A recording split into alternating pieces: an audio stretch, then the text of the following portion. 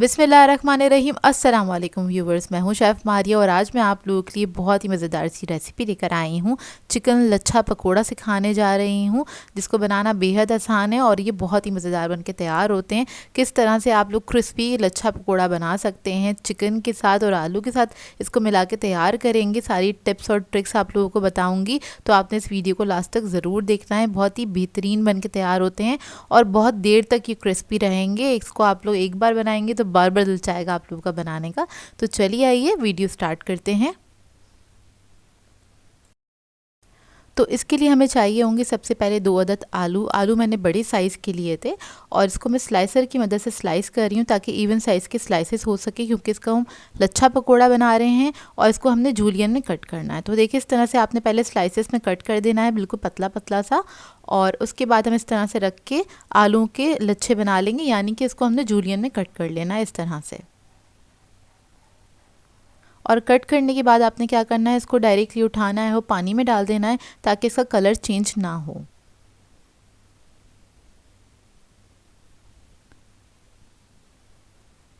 तो ये देखिए इस तरह से ये कट जाएगा। अब डायरेक्टली आपने इसको पानी में डाल देना है। अब यहाँ पर मैंने ले लिया है एक चिकन ब्रेस्ट, ये है तकरीबन 300 ग्राम के बराबर का। तो इसको आपने धो के साफ़ कर लेना है, ड्राई कर लेना है अच्छे से। उसके बाद हम इसके इस तरह से स्लाइसेस निकाल लेंगे। तो एक ब्रेस्ट पीस में से आपने 3 इसके स्लाइसेस निकाल लेने, इस तरह से इसे कट कर लेना है बिल्कुल बारीक सा। अब क्या करेंगे, इसको भी हमने बारीक काट लेना है जूलियन में इस तरह से।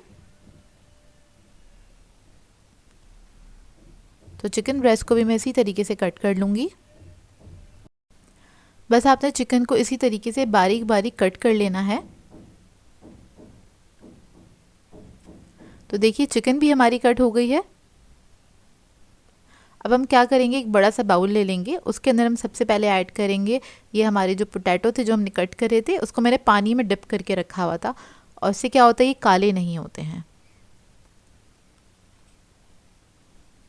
और इसके लिए मैंने प्याज कट करके रख ली थी। तो प्याज मैंने 2 डली ली थी, अगर आप कप में मेजर करेंगे तो ये 1 कप के बराबर है।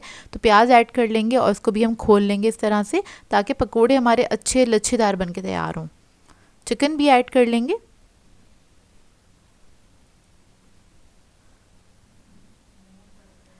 इसके बाद इसके अंदर हम ऐड करेंगे कुटी हुई लाल मिर्च 1.5 टीस्पून, हल्दी पाउडर ऐड करेंगे 1/2 टीस्पून, नमक ऐड करेंगे 1 टीस्पून, ज़ीरा पाउडर ऐड करेंगे 1 टीस्पून,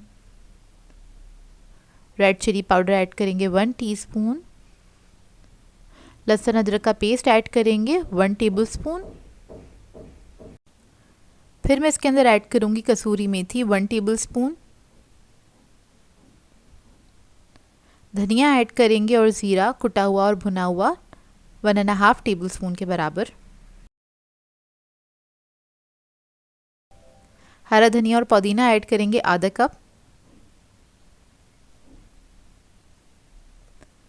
और इसको मिक्स करना स्टार्ट करेंगे। अच्छा, इसके अंदर मैंने हरी मिर्चें नहीं ऐड करी, अगर आप लोग ज़्यादा स्पाइसी खाना पसंद करते हैं तो ज़रूर ऐड कर दीजिएगा। अब इसके अंदर आपको इसको मिक्स करना बहुत ज़रूरी है, क्योंकि जब आप इसको मिक्स करेंगे तो थोड़ा बहुत मॉइस्चर इसमें से निकलेगा, यानी कि प्याज में से, आलू में से और चिकन में से निकलेगा, ताकि हमें इस बात का अंदाज़ा हो जाएगा कि इसके अंदर हमें बेसन कितना डालना चाहिए। और बेसन जो है क्वान्टिटी पर डिपेंड करता है। मैंने तकरीबन 1.5 कप के बराबर बेसन इस्तेमाल किया था इस सब में। तो पहले आपने सारे मसाले अच्छी तरीके से मिक्स कर लेने हैं और जब ये अच्छे से मिक्स हो जाएगा फिर आप बेसन ऐड करेंगे थोड़ा थोड़ा करके। तो सबसे पहले मैं 1 कप बेसन ऐड करूँगी। 1 कप बेसन ऐड करने के बाद आपने इसको अच्छी तरीके से मिक्स कर लेना है। और अभी मैंने इसके अंदर पानी नहीं ऐड किया, तो आपने पहले इसको अच्छी तरीके से मिक्स करना है। और अच्छे क्रिस्पी पकोड़े बनाने के लिए ज़रूरी है आपने इसके अंदर पानी कम डालना है। तो हम इसके अंदर बहुत थोड़ा थोड़ा करके पानी ऐड करेंगे, एक साथ आपने पानी नहीं ऐड करना।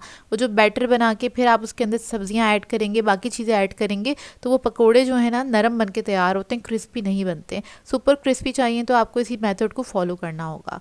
तो देखिए इसी तरीके से हम थोड़ा थोड़ा करके इसके अंदर पानी भी ऐड करेंगे और बेसन भी ऐड करेंगे। तो देखिए अभी मैंने तकरीबन आधा कप और बेसन ऐड किया, इसको मैं मिक्स करूँगी अच्छी तरीके से। और अगर आपको कम लगे बेसन और तो आपने थोड़ा और ऐड करना है। बेसिकली यहाँ पर इसको मिक्स करते करते हमें ये देखना है कि इसके आराम से ही सिमट रहा है कि नहीं सिमट रहा है, क्योंकि जब हमने इसको फ्राई करने के लिए डालना है तो थोड़ा सा ये सिमटा हुआ होना चाहिए, बिल्कुल बिखरा हुआ नहीं होना चाहिए इसका जो मिक्सचर है ना, ताकि पकोड़ा सिमटा हुआ बन के तैयार हो। अब देखिए लास्ट में मैंने इसके अंदर थोड़ा सा बस ऐड किया है पानी, 1 टेबलस्पून के बराबर, बस लास्ट मिक्स करूँगी इसको। और ये देखिए थोड़ा सा सिमटा हुआ सा बना है, ना ही बहुत ज़्यादा बिखरा बिखरा है, लेकिन अगर आप इसका पकोड़ा बना रहे हैं हाथ पे, इस तरह से बाउल बना के डालेंगे तेल के अंदर, तो ये इसी तरह से सिमटा हुआ बन के तैयार होगा और क्रिस्पी भी होगा। ना बेसन बहुत ज़्यादा है ना ही बहुत कम है बेसन, बस आपने इस बात का ख्याल रखना है। और इसको आपने मीडियम हॉट ऑयल के अंदर फ्राई करना है। तो इस तरीके से आपने समेट के हाथ पे इसके बॉल्स बना लेने और इस तरह से आपने डालते चले जाना है तेल के अंदर।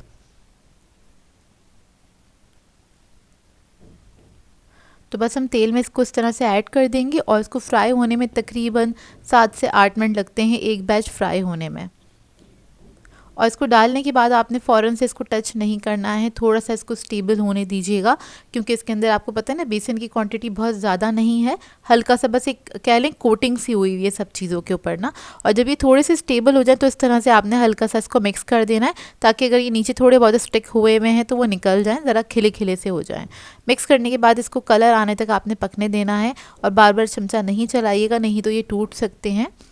और जब कलर आ जाए तो एक बार आपने इस तरह से मिक्स करते हुए इसको थोड़ा सा फ्राई कर लेना है और फ़ौरन से निकाल लेना है। इन्होंने तेल भी नहीं पिया हुआ होता, ये सुपर क्रिस्पी बन के तैयार होते हैं, 2 से ढाई घंटे तक ये क्रिस्पी रहते हैं। इसी तरीके से बहुत ही बेहतरीन पकोड़े बन के तैयार होते हैं। आप लोग इस रेसिपी को ज़रूर ट्राई कीजिएगा, आप लोगों को बहुत अच्छी लगेगी।